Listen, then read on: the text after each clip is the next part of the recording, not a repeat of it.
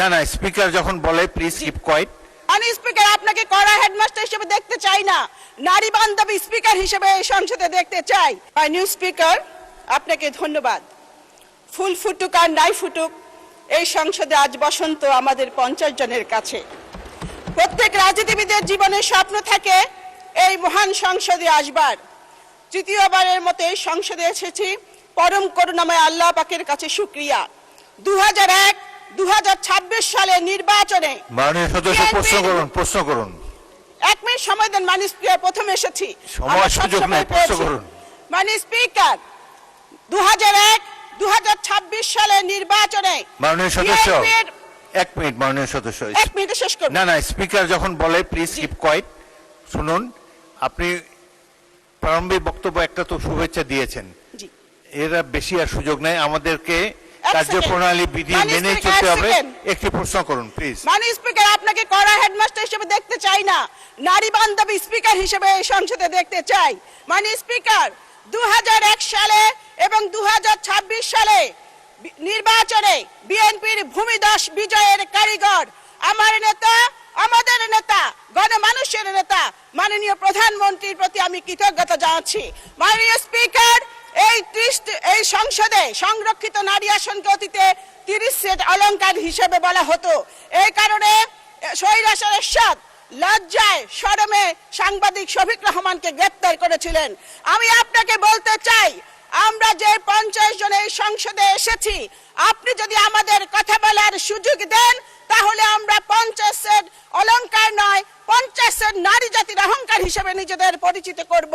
মাননীয় স্পিকার, আজ থেকে 30 বছর আগে আমি আপনার নির্বাচনী এলাকার জনসভায় মাননীয় সংসদ নেতা সফর সঙ্গী হয়ে বক্তব্য রেখেছিলাম। আমি আপনার আকাশচুম্বী জনপ্রিয়তা দেখেছি। আপনি 7 বার এমপি হয়েছেন, আমিও আপনার মতো 7 বার এমপি হতে চাই।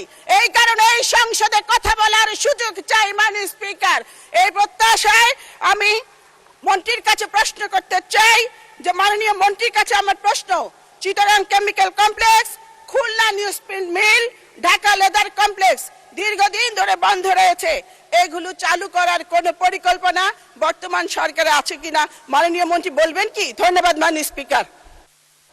1 মিনিট মাননীয় মন্ত্রী। সংসদ পরিচালনা হবে কার্যপ্রণালী বিধি মোতাবেক। এই প্রশ্নোত্তর পর্বে একটি প্রশ্ন করার সুযোগ আছে, আপনারা প্রশ্ন উপরেই থাকবেন বলে আশা করি। এখানে রানা আক্তার রানু যা বলেছে সেটা আমি ধরে নেব যে সকল সংরক্ষিত আসনের মহিলা সদস্যের বক্তব্য, সুতরাং এটার পুনরাবৃত্তি করার আপনারা চেষ্টা করবেন না। আর 7 বার এমপি বক্তৃতা দিয়ে তো 7 বার এমপি হওয়া যায় না। আপনারা এলাকায় মানুষের সাথে মিশে কাজ করেন, আপনারা 7 বার কেন 27 বার হতে পারবেন ইনশাল্লাহ।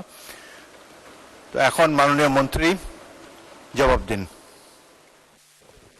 মাননীয় স্পিকার, আপনাকে ধন্যবাদ।